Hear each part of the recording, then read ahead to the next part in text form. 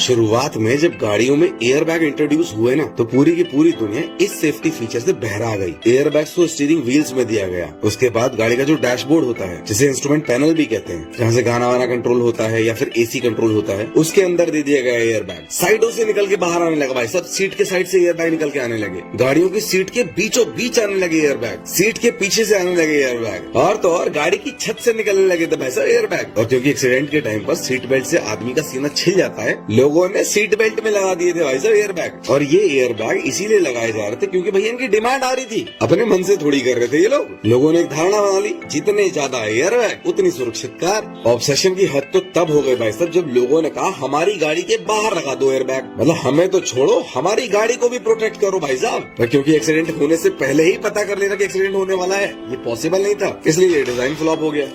जब आप दुकान पर पेंसिल खरीदने के लिए जाते हो तो आप दुकान वाले को बोलते हो भैया एक पेंसिल दे दो। उसके बाद दुकान वाला आपको एक पेंसिल पकड़ा देता है और आप पैसे देकर उस पेंसिल को लेकर चले आते हो। लेकिन क्या आप जानते हो आपको ऐसा नहीं करना चाहिए, क्योंकि हो सकता है दुकान वाले ने आपको गलत पेंसिल दे दी हो। अब आप सोच रहे होगे कि पेंसिल तो पेंसिल होती है, ये गलत पेंसिल वाला क्या चक्कर है भाई। सब आराम से समझाएंगे आपको इस वीडियो में, इसीलिए हमारे चैनल को फॉलो और सब्सक्राइब कर लीजिए। देखिए, जब हम कोई पेंसिल खरीदते हैं तो हम सिर्फ उसकी कीमत देखते हैं, उसके ऊपर लिखे हुए कोड्स जैसे कि H, HB, 2B पर कभी भी ध्यान ही नहीं देते हैं। इन कोड्स में H का मतलब होता है हार्ड और B का मतलब होता है ब्लैक। और जैसे जैसे H के पहले लिखा हुआ नंबर बढ़ता जाता है, वैसे वैसे पेंसिल लीड की हार्डनेस बढ़ती जाती है। कम हार्डनेस वाली पेंसिल आर्टिस्टिक वर्क के लिए और ज्यादा हार्डनेस वाली पेंसिल राइटिंग के लिए यूज की जाती है। और जैसे जैसे B के पहले लिखा हुआ नंबर बढ़ता जाता है, वैसे वैसे पेंसिल की लिखाई और काली होती जाती है। और अगर कुछ समझ नहीं आए तो चुपचाप HB वाली पेंसिल ले लेनी चाहिए।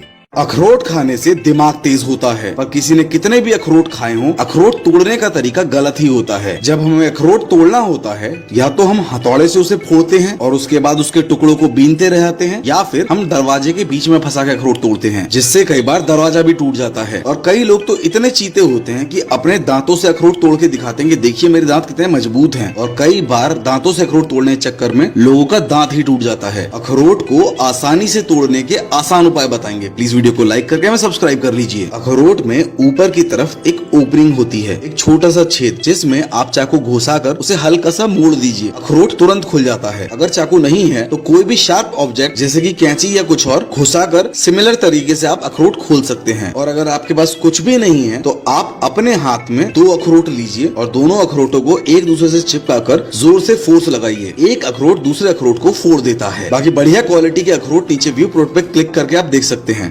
नारियल का पानी पीने के बाद उसके अंदर से नारियल निकालना सबसे चुनौतीपूर्ण और सबसे जरूरी काम होता है। घर का सबसे जिम्मेदार सदस्य इस काम को करता है, और आपने भी कभी न कभी पीट कर या फिर चाकू की हेल्प से नारियल जरूर निकाला होगा। पर नारियल निकालने के 2 बेहतरीन और आसान तरीके हम बताते हैं आपको, तब तक वीडियो को लाइक कर दीजिए। देखिए, सबसे पहले तो सूखे वाले नारियल को किसी भी शार्प ऑब्जेक्ट जैसे कि पेचकस से खोद के उसके ऊपर का पूरा छिलका आसानी से निकाल लें। नारियल आधा छील का ज्यादा ज्ञानी ना बने, क्योंकि आगे दिक्कत हो सकती है। पहला तरीका, नारियल के 2 टुकड़े कर लें और इसको सीधे गैस पर रखकर गैस जला लें, क्योंकि नारियल के अंदर पानी भरा रहता है। गर्म करने पर खाने वाले नारियल का गुद्दा तुरंत ही छिक्कल से बाहर निकल आता है। और अगर आप ये जलाने वाला कार्यक्रम नहीं कर सकते हैं तो नारियल को फ्रीजर में डाल दीजिए आधे घंटे के लिए, नारियल निकल आएगा। और अगर आपके पास गैस भी नहीं है और फ्रिज भी नहीं है तो भैया हथौड़ी उठाइए और तड़ातड़ लग जाइए।